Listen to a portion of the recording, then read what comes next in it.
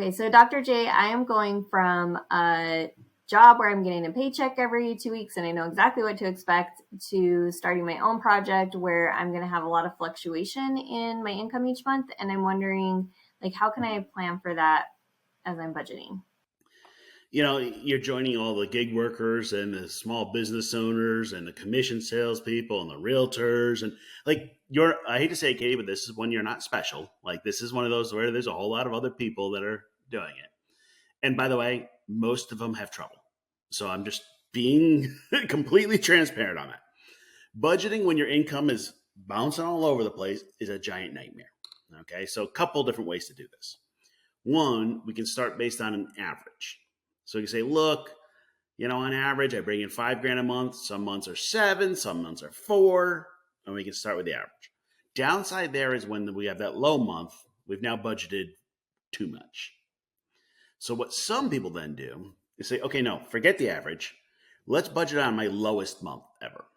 Now, let's be real about this. If you tell me your lowest month was 5 years ago, back when, no, let's take real numbers from now. And what happens is most people want to budget based on either extremes, like this month's going to be awesome or I'm broke. And that's why I like the average, because it's somewhere in there. So what we do is we take your minimum. Let's say on average, I bring in $4,000 a month, or that's my lowest. Great. So we go back to the money management system, start with $4,000 as income. Now, one caution here. If you've got this income going up and down, the other question I usually ask is it your own business? Because if it is, you have to pay taxes on all your income. People seem to forget that. Oh, I have $5,000 coming in. You go, yeah, but you got to take 20, 30% out for federal, 5, 10% out for whatever your state tax rates are. So keep in mind, if you're doing Uber or anything like that, you're responsible for the tax. So the number is what's left over after I take out taxes. So we start with 4,000. Cool. Here's my hope, and this is just a hope, that 4,000 covers your musts. If it doesn't, you're probably in for a rough ride. Because musts, remember, that was your housing, your basic utilities, everything you have to keep the roof over your head. If you're in a variable income, kind of you're bouncing all over the place, and your lowest does not cover your musts, then you probably need a second job. And that's kind of like one of those people go, well, but then that's going to take away from my business and that. Oh, yeah, but if I can't keep the roof over my head and keep basic groceries, I'm screwed. And what happens then is people go, well, I'll use a credit card to get me over this month. And then they start going into debt. And we've already had the debt discussions and saying, hey, this is stealing from your future. But you need to start with that minimum. Then what you do with that minimum is you have a plan for any money I get above that.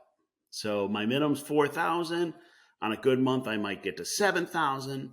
Then we set priorities. Okay, if I get to 2,000, I'm going to put some money towards my debt. This is really the shoulds list. Debt, my other shoulds, and maybe a little bit of coulds.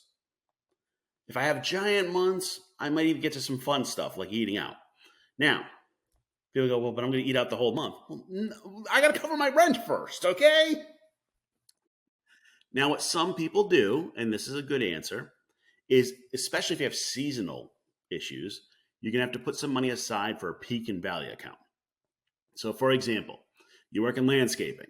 Well, the summer's great, and I do, Mississippi, there's no snow removal in the winter, so I've got some rough months in the middle. You're going to have to put some aside. Also, like realtors, very common. You're going to need a peak and valley account because I might get 3 commission checks this month and none the next month. So I need to put some of that aside. So, Katie, do you have an idea what your average would be, or are you kind of just jumping into this and don't know where to start? I'm jumping into it and I don't know where to start. All right. So the first month, we're going to be white knuckling it. Yeah, pretty much. And that's okay. I mean, it just happens for everybody. So the first month, the answer is you got to cut your budget. And this is where we're talking about you're eating ramen noodles, rice and beans, where you have no clue. There's that moment. So what we've got some separate videos on starting a small business. But there's that moment when you jump into the small business and you're like, All right, this is sink or swim, and I don't know. First of all, ideally we don't want you to take those chances. But if you are, so now what you're gonna have to do is watch your expenses like a hawk. Now here's the thing.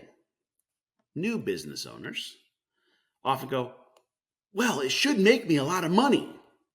And then reality smacks them in the face. So they've budgeted based off of a lot of money, but they have to find that balance. So if you don't know, we're going to focus on expenses. And then once we have a little bit of a track record, we can start doing it. And if next month is a good month, you're just going to have to put money aside just in case the one after that. Because you need 3, 6, 12 months to know, is your business going to go? Does that make sense? Yeah, that's really helpful. And by the way, if you really have no clue, you might have to take on a second income that is stable in order to make it through.